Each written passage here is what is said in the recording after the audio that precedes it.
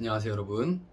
오늘도 하나님으로 인하여서 나누고 베푸는 그런 인생길이 되기를 주님의 이름으로 축복합니다. 오늘 본문 말씀은 창세기 18장의 말씀입니다. 여호와께서 마므레의 상수리 나무들이 있는 곳에서 아브라함에게 나타나시니라. 날이 뜨거울 때에 그가 장막 문에 앉아 있다가 눈을 들어본즉 사람 셋이 맞은편에 서 있는지라. 그가 그들을 보자 곧 장막 문에서 달려나가 영접하며 몸을 땅에 굽혀 이르되, 내 주여, 내가 주께 은혜를 입었사오면 원하건대 종을 떠나 지나가지 마시옵고 물을 조금 가져오게 하사 당신들의 발을 씻으시고 나무 아래에서 쉬소서. 내가 떡을 조금 가져오리니 당신들의 마음을 상쾌하게 하신 후에 지나가소서. 당신들이 종에게 오셨음이니이다. 그들이 이르되, 네 말대로 그리하라. 아브라함이 급히 장막으로 가서 사라에게 이르되, 속히 고운 가루 세 스아를 가져다가 반죽하여 떡을 만들라 하고, 아브라함이 또 가축대에 있는 곳으로 달려가서 기름지고 좋은 송아지를 잡아 하인에게 주니 그가 급히 요리한지라. 아브라함이 엉긴 젖과 우유와 하인이 요리한 송아지를 가져다가 그들 앞에 차려놓고 나무 아래서 오셔 섬에 그들이 먹으니라. 그들이 아브라함에게 이르되, 네 아내 사라가 어디 있느냐? 대답하되, 장막에 있나이다. 그가 이르시되, 내년 이맘때 내가 반드시 내게로 돌아오리니 네 아내 사라에게 아들이 있으리라 하시니 사라가 그 뒤 장막문에서 들었더라. 아브라함과 사라는 나이가 많아 늙었고 사라에게는 여성의 생리가 끊어졌는지라. 사라가 속으로 웃고 이르되, 내가 노쇠하였고 내 주인도 늙었으니 내게 무슨 즐거움이 있으리요. 여호와께서 아브라함에게 이르시되, 사라가 왜 웃으며 이르기를 내가 늙었거늘 어떻게 아들을 낳으리요 하느냐? 여호와께 능하지 못한 일이 있겠느냐? 기한이 이를 때에 내가 네게로 돌아오리니 사라에게 아들이 있으리라. 사라가 두려워서 부인하여 이르되, 내가 웃지 아니하였나이다. 이르시되, 아니라 네가 웃었느니라. 그 사람이 거기서 일어나서 소돔으로 향하고 아브라함은 그들을 전송하러 함께 나가니라. 여호와께서 이르시되, 내가 하려는 것을 아브라함에게 숨기겠느냐? 아브라함은 강대한 나라가 되고 천하 만민은 그로 말미암아 복을 받게 될 것이 아니냐? 내가 그로 그 자식과 권속에게 명하여 여호와의 도를 지켜 의와 공도를 행하게 하려고 그를 택하였나니, 이는 나 여호와가 아브라함에게 대하여 말한 일을 이루려 함이니라. 여호와께서 또 이르시되, 소돔과 고모라에 대한 부르짖음이 크고 그 죄악이 심히 무거우니 내가 이제 내려가서 그 모든 행한 것이 과연 내게 들린 부르짖음과 같은지 그렇지 않은지 내가 보고 알려 하노라. 그 사람들이 거기서 떠나 소돔으로 향하여 가고 아브라함은 여호와 앞에 그대로 섰더니 아브라함이 가까이 나아가 이르되, 주께서 의인을 악인과 함께 멸하려 하시나이까? 그 성 중에 의인 50명이 있을지라도 주께서 그곳을 멸하시고 그 50의인을 위하여 용서하지 아니하시리이까? 주께서 이같이 하사 의인을 악인과 함께 죽이심은 부당하오며 의인과 악인을 같이 하심도 부당하나이다. 세상을 심판하시는 이가 정의를 행하실 것이 아니니까. 여호와께서 이르시되, 내가 만일 소돔 성읍 가운데에서 의인 50명을 찾으면 그들을 위하여 온 지역을 용서하리라. 아브라함이 대답하여 이르되, 나는 티끌이나 재와 같사오나 그 감히 주께 아뢰나이다. 50의인 중에 5명이 부족하다면 그 5명이 부족함으로 말미암아 온 성읍을 멸하시리이까? 이르시되, 내가 거기서 45명을 찾으면 멸하지 아니하리라. 아브라함이 또 아뢰어 이르되, 거기서 40명을 찾으시면 어찌하려 하시나이까? 이르시되, 40명으로 말미암아 멸하지 아니하리라. 아브라함이 이르되, 내 주여 노하지 마시옵고 말씀하게 하옵소서. 거기서 30명을 찾으시면 어찌하려 하시나이까? 이르시되, 내가 거기서 30명을 찾으면 그리하지 아니하리라. 아브라함이 또 이르되, 내가 감히 내 주께 아뢰나이다. 거기서 20명을 찾으시면 어찌하려 하시나이까? 이르시되, 내가 20명으로 말미암아 그리하지 아니하리라. 아브라함이 또 이르되, 주는 노하지 마옵소서. 내가 이번만 더 아뢰리이다. 거기서 10명을 찾으시면 어찌하려 하시나이까? 이르시되, 내가 10명으로 말미암아 멸하지 아니하리라.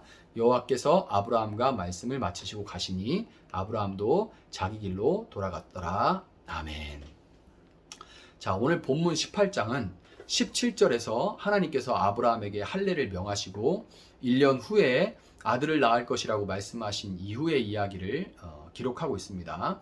이 17장에서 하나님은 아브라함에게 할례를 명하심으로 자신과의 약속을 어기고 세상적인 방식을 선택했던 아브람은 죽었고 아브라함은으로 아브라함으로 다시 살게 되었다고 선포하셨고, 하나님 스스로 아브라함이 온전하게 되도록 변화시켜 나가실 것을 다짐하셨었죠. 그게 이제 17장의 내용이었습니다. 이 18장에서 우리는 이 신실하신 하나님께서 아브라함에게 말씀하신 대로 아브라함을 온전한 자로, 하나님의 택함을 받은 자로 바꿔 나가고 계신다는 두 가지 증거를 찾아볼 수가 있습니다. 이게 18장은 17장에서 그 하나님이 약속하신 것을 어떻게 지켜나가시는지를 볼 수 있는 그런 장인데요. 두 가지를 볼 수가 있습니다. 먼저 아브라함이 나그네를 영접하고 대접하는 모습이에요. 중동에서 한낮의 뜨거움을 피해 장막문 그늘에 앉아있던 아브라함의 눈에 그 뜨거운 시간대에 길에 서 있는 이 세 사람의 모습이 눈에 들어오게 됩니다. 아브라함은 그들을 보자마자 달려나가서 그들을 영접하는데 일반적으로 손님을 접대하는 모습이 아니죠. 그들 앞에 땅이 닿도록 자신을 낮추고 그들을 내 주여라는 극존칭으로 존대합니다. 그들을 영접한 아브라함은 그들의 발을 씻을 물을 제공하고 새로 반죽해서 만든 떡과 함께 자신이 가진 것 중에 가장 좋은 송아지를 잡아서 대접했고, 나그네들은 흡족하게 대접을 받았습니다. 여러분, 아브라함이 원래 성품이 너무 좋아서 이렇게 나그네를 지극하게 대접했을까요? 원래 성품이 이래가지고 현재까지도 남아있는 중동 지역의 손님 접대 문화를 생각해 볼 때 어느 정도는 그럴 수도 있을 겁니다. 어느 정도는. 그러나 아브라함이 지극히 낮은 자세로 망설임 없이 나그네들을 영접할 수 있었던 것은 할례, 즉 구원받은 자로서 그가 하나님께 먼저 대접을 받았었기 때문이에요. 하나님은 먼저 자신을 낮추시고 보잘것없는 아브라함을 택하시고 불러주셨습니다. 멀리 갈대아 우르 출신 아브라함이 이 낯선 가나안 땅에 나그네로 와서 정착할 때까지 그를 먹이시고 입히시고 보호하여 주셨죠. 숫자가 적었던 아브라함의 권속들을 둘러싼 가나안 원주민들은 굉장히 적대적이었을 것이고 위협적이었겠지만은 하나님의 은혜로 아브라함은 그들과 동맹을 맺고 평화를 누리며 살 수가 있었습니다. 아브라함은 이 한량없는 은혜를 먼저 누렸기 때문에 거저받은 은혜를 거저 나눠줄 수 있었던 거예요.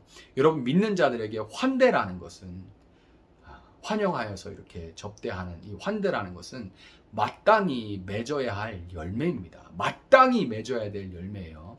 믿는다고 하면서도 손님 대접하기를 꺼리고 자기에게 다시 갚을 수 있는 자들에게만 꿔주는 것은 내가 어떻게 나그네와 같이 살아가는 이 땅에서 값없는 은혜를 먼저 누렸는지 알지 못한다는, 믿음이 없다는 증거인 겁니다. 예수 믿는데 지극히 이기적이야. 그럼 그 사람 예수 안 믿는 거예요. 미안한 얘기지만. 아브라함이 대접한 손님들을 배웅할 때 그들은 소돔과 고모라의 죄악이 들리는 바대로 정말 그렇게 심한지 보러 간다고 말합니다. 그때 아브라함은 그를 붙들고 이렇게 말해요. 주께서 의인을 악인과 함께 멸하려 하시나이까? 이렇게 묻죠. 할례 받은 아브라함은 공의에 대한 분명인 관점이 생겨난 거예요. 주께서 의인을 악인과 함께 멸하려 하십니까? 그것은 부당합니다. 이 공의에 대한 분명한 관점이 생겨난 거예요.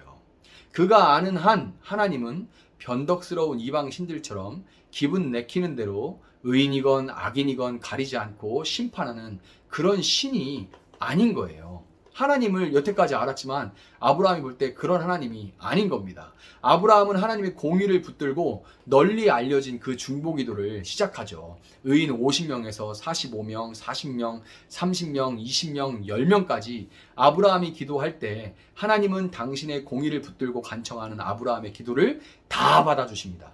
마치 흥정하는 모습처럼 5명 깎고 10명 깎고 뭐 이러면서 흥정하는 모습처럼 보일 수도 있겠지만 이것은 결코 흥정이 아닙니다. 왜냐하면 하나님은 이미 소돔과 고모라에 의인이 몇 명이 되는지 알고 계시기 때문이죠. 알고 있는 분한테 무슨 흥정을 해요. 그러나 하나님, 아브라함 입장에서는 입장을 바꿔서 그것을 모르는 아브라함 입장에서는 하나님의 공의를 붙들고 간청하면서 오히려 의인 10명을 위해서 마지막까지 참으시는 하나님의 자비를 배우게 됩니다. 아브라함은 신실하게 계약을 지키시고 그 계약을 어긴 자신을 위해 대신 죽음을 택하시고 정작 자기에게는 할례만을 요구하신 하나님을 통해 이 공의와 자비를 알게 되었기 때문에 소돔과 고모라의 땅, 공의로 그 의인을 공의로 심판하는 것은 옳지 않고 그들에게 자비를 베풀어 주셔야 합니다. 이것을 자기 삶을 통해서 배웠기 때문에 그 땅을 위해서 하나님의 공의와 자비가 임하도록 기도할 수 있었던 거예요. 여러분, 이 소돔과 고모라 같은 세상은 하나님의 공의를 알지 못합니다. 그러나 믿는 자들은 죽을 수밖에 없던 우리를 자비하심으로 용서하신 하나님의 그 자비에 기대서 하나님의 공의로운 심판의 손아래에 놓여있는 세상을 위해서 기도할 수밖에, 중보할 수밖에 없게 되는 거예요. 이것이 예수 믿는 사람으로서 믿게 되면 자연스럽게 맺어져야 되는 열매인 겁니다. 내가 예수 믿는데 30년, 40년 동안 계속 나를 위해서만 뭐 주세요, 뭐 주세요, 뭐 주세요 이렇게 기도하고 있으면 그 사람 예수 안 믿는 거예요. 미안하지만. 할례를 받은 아브라함은 그의 삶의 분명한 열매를 지금 맺어가고 있는 거예요. 그렇지만 아브라함이 여전히 온전한 사람이 아니라는 것을 우리는 자녀를 약속하시는 하나님 앞에 속으로 웃은 사라를 통해서 볼 수 있습니다. 창세기 17장 17절에서 하나님이 자녀를 약속했을 때 아브라함 역시 엎드려 웃었었죠. 그 뒤로 아브라함은 할례를 행했고 같이 사는 사라가 아브라함이 이 생식기 포피를 잘라낸 그 할례를 받았다는 것을 모를 리가 없고 그 이유를 묻지 않았을 리도 없죠. 왜 할례를 행하는 건데요? 그럼 아브라함이 설명을 했겠죠. 이래 해서 약속을 이제 새롭게 갱신하셨고 그리고 내년 이맘때 아들 주신대 이런 얘기를 했겠죠. 그런데 사라가 아브라함과 동일하게 웃었다는 것은 아브라함이 할례를 행한 이유에 대해서 사라에게 확신을 시켜주지 못했기 때문이에요. 아브라함 자신도 지금 죽은 것 같은 자신과 아내에게 아들을 주시겠다는 하나님의 약속을 온전히 믿을 수가 없는데 자기가 100% 확신을 못하는데 어떻게 아내를 확신시키겠습니까? 불가능하죠. 그러나 하나님은 창세기 18장 14절에서 이렇게 선포하십니다. 여호와께 능하지 못한 일이 있겠느냐? 여호와께 능하지 못한 일이 있겠느냐? 여러분, 하나님은 여전히 믿음이 연약한 우리를 통해서도 얼마든지 생명을 만들어 가실 수 있는 분입니다. 그분에게는 능치 못할 일이 없어요. 죽음 같은 우리 삶에도 개입하시고 보잘것없는 우리의 믿음을 통해 이삭을 주실 수 있는 분인 것입니다. 이삭은 웃음이라는 의미입니다. 이삭의 이름은 웃음이라는 뜻을 가지고 있어요.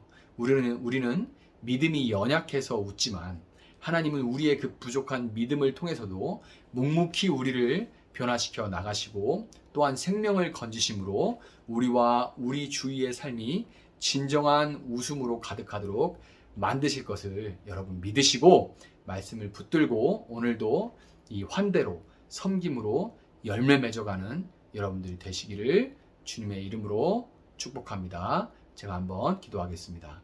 사랑하시는 하나님 감사합니다. 우리를 택하여 불러주시고 하나님 자녀 삼아주시니 감사합니다. 우리를 위해 대신 죽어주시고 우리 몸 가운데 표식을 허락하여 주시니 감사합니다. 이제 더 이상 우리는 몸의 할례를 받지 않으나 마음의 할례를 받아 그리스도 예수를 영접한 자로 살아가게 되었음을 믿습니다. 이제 믿는 자로서 우리 삶 가운데 열매가 나타나게 하여 주시옵소서. 하나님 정말 우리 손을 열어 내 것이 아니라 하나님께 받아 맡은 것으로 알고 베풀어 나누고 후히 주고 넘치도록 부어주시는 하나님을 경험할 수 있는 삶이 되게 하여 주시고 하나님 또한 정말 우리가 믿는 자답게 중보할 수 있는 삶을 허락하여 주시기를 원합니다. 하나님의 공의에 죽을 수밖에 없는 세상을 위해서 하나님의 자비를 구하며 기도할 수 있는 귀한 성도님들 될 수 있도록 하나님 함께하여 주시옵소서. 감사하며 예수님의 이름으로 기도합니다. 아멘.